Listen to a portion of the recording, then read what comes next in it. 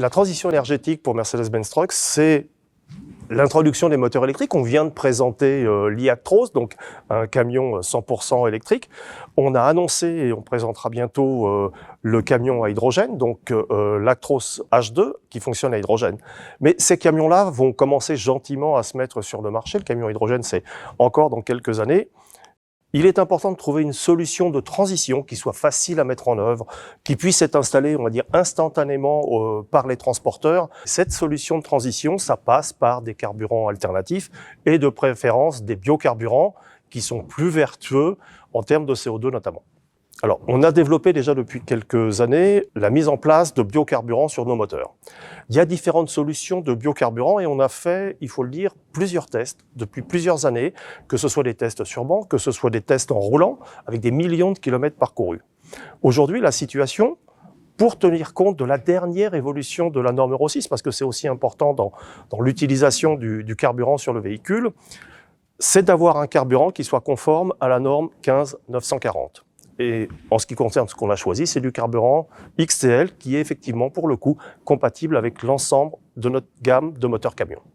Alors, comment on arrive au résultat d'avoir des carburants qui sont plus vertueux? D'abord parce que la matière première, la source qui va servir à produire le carburant, c'est généralement de la biomasse, mais de la biomasse, dans ce qu'on a retenu comme solution à travers le carburant XTL, c'est de la biomasse qui a déjà été utilisée. Donc en fait, ce sont des résidus, et c'est la raison pour laquelle, en termes de CO2, c'est très vertueux, puisque d'une part, c'est de la biomasse, d'autre part, elle a déjà été utilisée.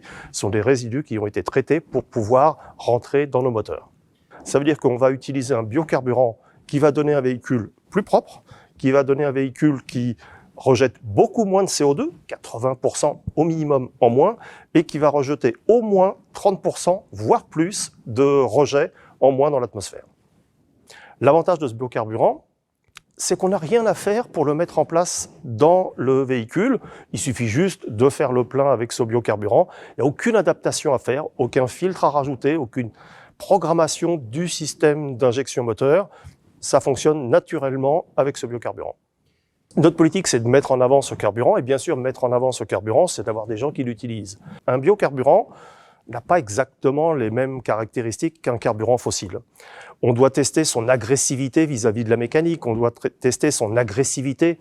Je dis juste pour illustrer un petit peu ça, si je prends l'injection d'un camion, donc un injecteur, pour un camion qui va rouler, on va dire, sur de la route, qui va le faire de la longue distance, cet injecteur va produire entre 100 et 150 millions d'injections par an.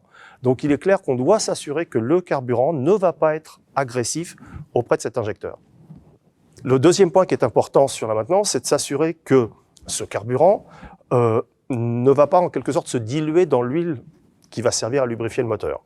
Et avec le XTL, donc ce carburant conforme à cette norme 15940, on a cette assurance-là. Du coup, ça veut dire quoi? Du coup, ça veut dire que pour l'utilisateur, pour le transporteur, il n'y a aucune incidence sur les intervalles de maintenance. On conserve la même durée d'utilisation de l'huile et les mêmes fréquences de remplacement des filtres. Alors, pour un chauffeur qui va monter à bord, si on lui dit rien, il va se rendre compte de rien. Aucune incidence. Les performances du moteur sont exactement les mêmes. Les calculateurs savent exactement différencier le carburant et savoir le faire fonctionner normalement. Donc, il n'y aura aucune différence. Au niveau du niveau sonore, du bruit, ça sera exactement la même chose. Il n'y a que le rejet en moins, mais le chauffeur ne s'en rendra pas compte. Mais effectivement, le véhicule sera plus propre sur la route. C'est la solution idéale et la plus facile à mettre en œuvre aujourd'hui.